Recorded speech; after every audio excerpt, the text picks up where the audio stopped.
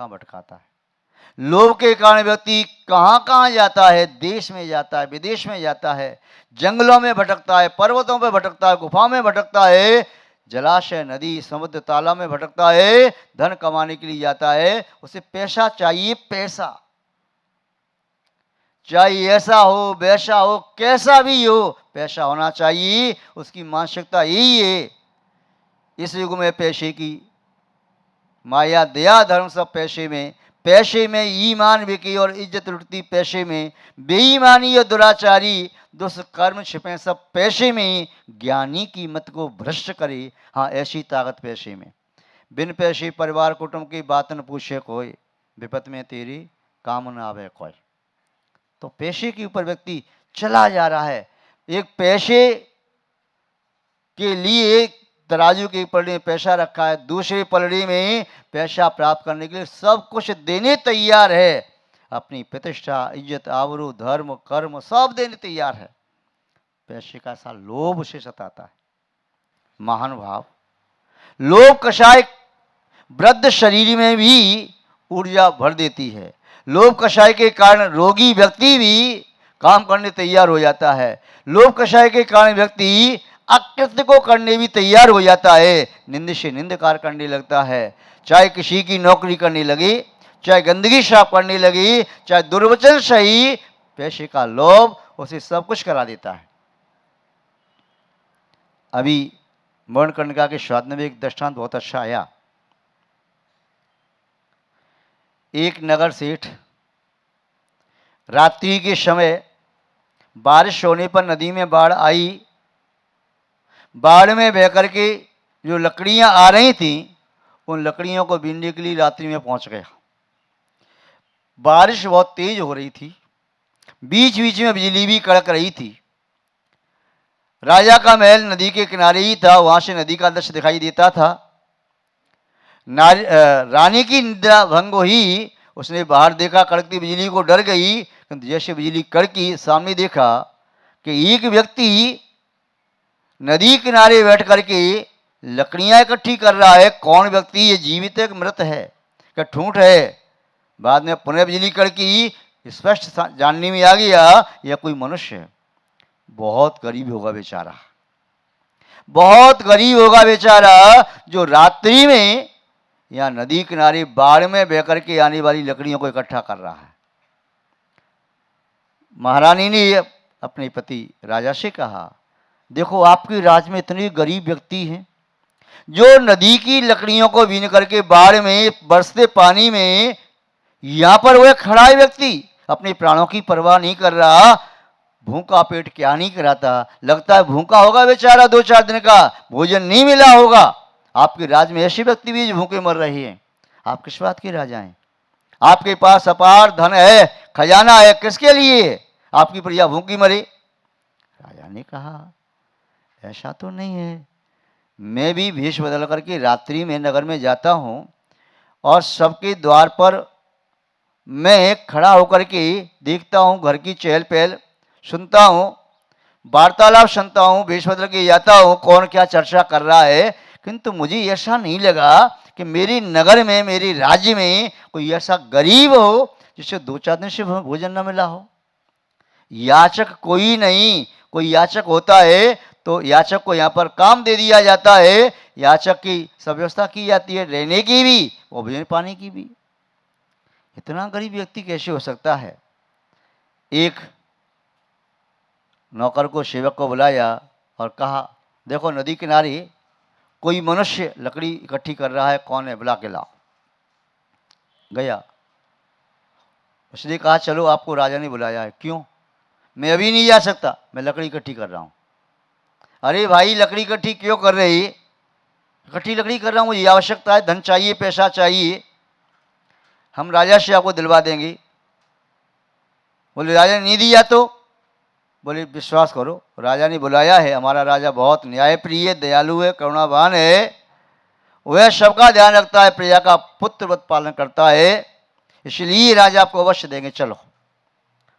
प्रातःकाल हुआ, राज दरबार में से उपस्थित किया। राजा ने पूछा, भाई तुम रात्रि में नदी किनारे बाढ़ में बेकर की आई लकड़ियों को इकट्ठा कर रहे थे। हाँ महाराज, आपने ठीक देखा, सही कहते हैं। क्यों महाराज? आप तो जानते ही हैं व्यक्ति ऐसा काम क्यों करता है।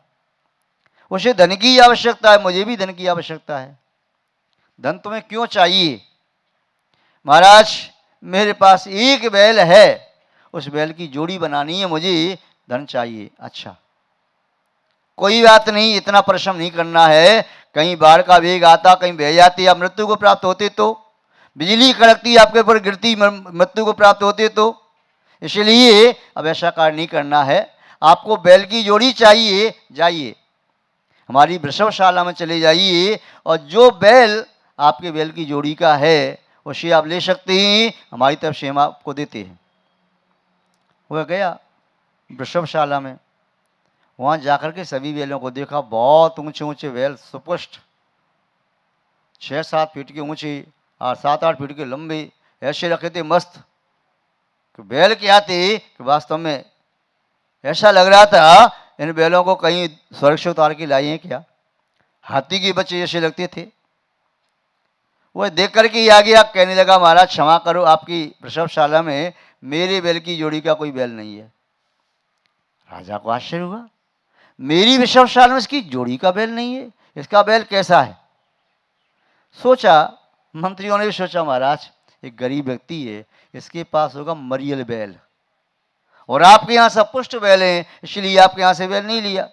कोई बात नहीं, यदि तुम्हारे बैल की जोड़ी का बैल मेरे यहाँ नहीं है तो एक जोड़ी बैल ही यहाँ से ले जाओ, अपने बैल को फ्री रखो। नहीं महाराज, मुझे ऐसे 2 बैल नहीं चाहिए, मुझे तो अपने बैल की जोड़ी का बैल चाहिए। राजा ने कहा ऐसा कैसा बैल है महाराज? अब मैं कैसे बताऊं कैसा बैल है? चलिए मेरे घर, मैं बता देता हूँ। राजा मंत्री आदि के साथ गई उस व्यक्ति के पीछे पीछे। वह अपने घर पहुंचा। घर क्या था, बाहर से तो जीर्ण शीर्ण सा लग रहा था, अंदर प्रवेश किया तो महल जैसा उसका घर। अब वह अंदर गया और अंदर गया, तल घर में गया, जहां तल घर में रत्नों की वह जगमगाहट देख करके दंग रह गया राजा। बोले कहाँ है तेरा बैल? बोले महाराज दिखाता हूँ, ये देखिए सामने शेर की जोड़ी, ये हाथी की जोड़ी, ये हरण की जोड़ी, मयूर की जोड़ी, सारस की जोड़ी, ये तोते की जोड़ी, ये बगला की जोड़ी, ये सबकी जोड़ी है मेरे पास, बैल की जोड़ी नहीं। देखा बैल की ऊंचाई का बैल रत्नों से बना हुआ खड़ा है। राजा सोचता है इसके पास इतना वैभव है, ऐसा बैल तो मेरे पास भी नहीं है। इतना धन होने के बावजूद भी ये इतना कंजूस, अपने प्राणों की परवाह किए बिना रात्रि में लकड़ी बीनने चला गया। लोभ व्यक्ति से कुछ भी करा सकता है। लोभी व्यक्ति कुछ भी करने को तैयार होता है, वह प्राणों की भी परवाह नहीं करता। और लोभी व्यक्ति जब लोभ के आवेश में होता है तो लोभ का प्रकर्ष आता है, तो व्यक्ति की बुद्धि भ्रष्ट हो जाती है, विवेक नष्ट हो जाता है। आपको एक मेधास नाम के व्यक्ति का उदाहरण ज्ञात होगा, जिसने क्या मांगा, मैं जिस वस्तु को छूं सोना हो जाए। बाद में उस महात्मा ने कहा देख सोच ले, वो नहीं बस यही वरदान चाहिए। सोच ली, बोले यही वरदान चाहिए। सोच ले, यही वरदान चाहिए। तथास्तु। लौट करके आया खुशी खुशी, अपने मकान को छुआ, सोने का हो गया। बर्तन सब छुए, उपकरण सब छुए, सोने की हो गई। अब प्यास लगी, पानी पीने को बैठा, गिलास हाथ में लिया सोने का, पानी स्पर्श हुआ मुख से, होठों से, सोना बन गया। रोटी छुई, सोना बन गया। अब तो रोने लगा। अब क्या करी? पुनः लौट के महात्मा के पास गया।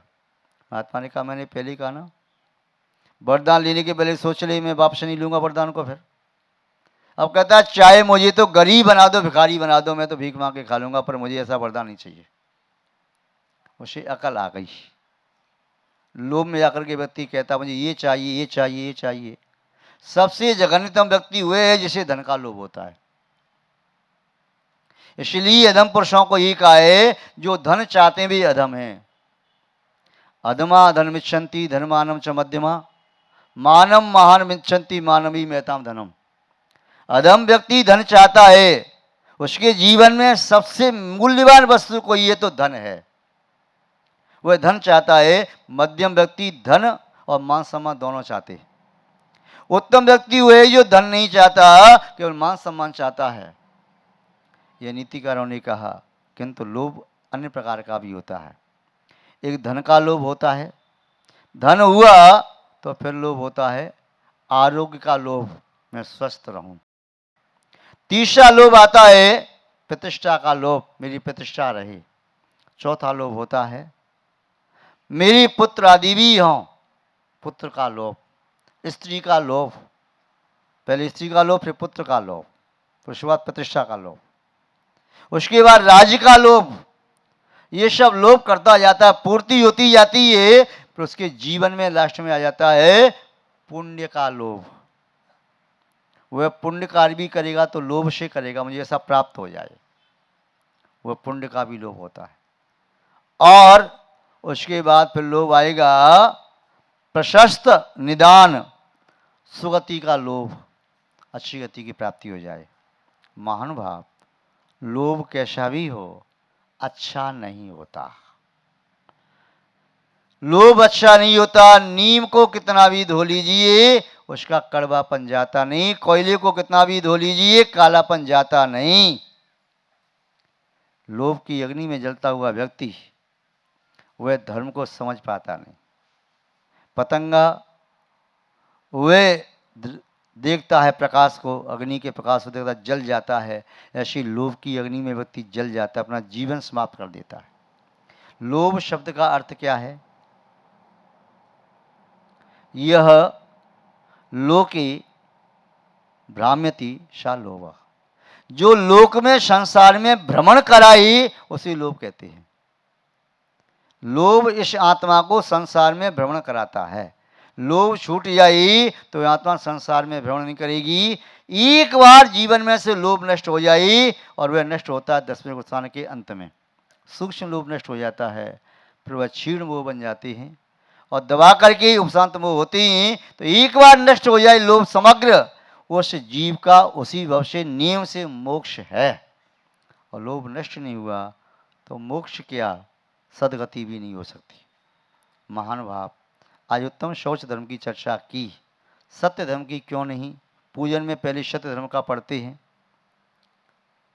आचार्यों का ये मानना है जब तक जीवन में लोभ रहेगा तब तक सत्य नहीं आ सकता। पवित्रता के बिना सत्य नहीं आ सकता। चारों कषाय उपशमित होते हैं, क्रोध के उपशमन से क्षमा, मान के उपशमन से मार्दव भाव, माया के उपशमन से आर्जव और लोभ के उपशमन से संतोष वृत्ति या शुचिता पवित्रता। ये भाव आता है जब उसका चित्त शुद्ध होता है तभी वह सत्य को प्राप्त कर पाता है। सूक्ष्म लोभ जाता है 10वें स्थान में और सत्य का आविर्भाव होता है पूर्ण सत्य का 13वें स्थान में। महानुभाव, दूसरी आचार्य की अपेक्षा ऐसी है कि सत्य को जाने बिना लोभ को दूर नहीं किया जा सकता, इसीलिए भी इस प्रकार से भी मानते हैं। खैर, जो भी अपेक्षा हो, हमें तो धर्म के 10 लक्षणों को जानना है अपनी आत्मा में प्रकट करने के लिए। वे 10 लक्षण प्रकट हो जाएं, बस हमारी आत्मा परमात्मा बन गई। और जब तक हमारी आत्मा में 10 लक्षण प्रकट नहीं होंगे तब तक हमारी आत्मा स्वभाव को प्राप्त न कर सकेगी, परमात्मा न बन सकेगी। लोभ का अर्थ क्या है? आवश्यकता पड़ने पर भी धन व्यय नहीं करना लोभ। आवश्यकता पड़ने पर जितनी आवश्यकता खर्च करना यह तो विवेक है। व्यक्ति मितव्ययी हो सकता है, मितव्ययी होना बुरा नहीं है, लोभ करना बुरा है। कंजूसी वह कहलाती है कि व्यक्ति खाए नहीं, खर्च नहीं करे, खिलाई नहीं, रखता जाए रखता जाए रखता जाए, वह लोभ है। जो अंदर विद्यमान लोभ है उस लोभ कषाय का परित्याग करना। जब लोभ कषाय का परित्याग होता है तब ही निस्संदेह जीवन में उत्तम शौच धर्म प्रारंभ होता है। जो मुनि महाराज होते हैं वह सर्व प्रकार की लोभ का परित्याग करके उत्तम शौच धर्म को आत्मा में प्रकट करते हैं। और जब तक मुनि महाराज के चित्त में भी थोड़ा सा लोभ रहता है तब तक मुनि महाराज का चित्त भी प्रशस्त विशुद्ध नहीं माना जाता। श्रावक के चित्त में तो लोभ संभव है, किंतु मुनि महाराज के मन में लोभ कहाँ। आचार्य शिवकोटि मुनिराज ने, आचार्य मुक्ति स्वामी जी ने जहाँ निदान की बात कही तो उन्होंने कहा बिना लोभ के निदान किया ही नहीं जा सकता। यहां तक कि प्रशस्त निदान है तब भी लोभ की परिणति है। तो जो व्यक्ति उस लोभ को मन से, वचन से, काया से, सब प्रकार से छोड़ देता है, ऐसे व्यक्ति ही अपने चित्त को निर्मल करने में समर्थ होते हैं। आप भी उस लोभ की प्रवृत्ति को छोड़ने का भाव रखना, आप भी अपने चित्त को विशुद्ध बनाने का भाव रखना, संतोष व्यक्ति को धारण करना। धर हृदय संतोष, करो तपस्या देश। संतोष धारण करना है। और आप पढ़ते हैं धर्म बड़ो संसार में, सबसे बड़ा धर्म क्या कहा? शौच धर्म। यह सबसे बड़ा धर्म है। जहाँ स्वच्छता है वहाँ सभी धर्म निर्मल हो सकते हैं, और जहाँ पर अस्वच्छता है, अपवित्रता है, वहाँ पर कोई भी धर्म धर्म के रूप में नहीं रह सकता, वह भी मलिन हो जाता है। जैसे किसी मलिन गंदे बर्तन में यदि शुद्ध प्राशुक मर्यादित भोजन परोस दिया जाए तो वह भी अशुद्ध हो जाता है, अवक्ष हो जाता है। ऐसे ही अशुद्ध चित्त में यदि कोई भी क्रिया करती हो, कोई भी धर्म का भाव रखती हो, तो वह भी समल हो जाता है। इसलिए उस लोभ का परित्याग करके उत्तम शौच धर्म को प्राप्त करने का सम्यक पुरुषार्थ करना चाहिए। यही आप सभी लोगों का हमारा आशीर्वाद। उत्तम शौच धर्म के लिए सभी लोग पूरे भारतवर्ष में अन्य जगह अपनी पूजा पाठ कर रहे हैं। अभी समाचार आया मेरठ से कि वहाँ पर भी विधान आदि चल रहा है, नमन पंडित जी करा रहे हैं। दाऊद में मुनराज शिविर लगा रही हैं, उदयपुर में, सब जगह। तो वहाँ पर भी बड़ा आनंद आ रहा है। आप लोग भी यहाँ पर पूरा आनंद ले रहे हैं। महानुभाव, आनंद बाहर की चीज़ नहीं है, अंदर से पैदा होता है। चित्त ज्यों ज्यों शांत होता है, ज्यों ज्यों निर्मल होता है, पवित्र होता है, त्यों त्यों चित्त में आनंद की अनुभूति होती है। आप सब लोग उस परम स्वाभाविक शाश्वत आनंद को प्राप्त करने का पुरुषार्थ करें। हमारा आप सबके लिए यही सद्भाव है।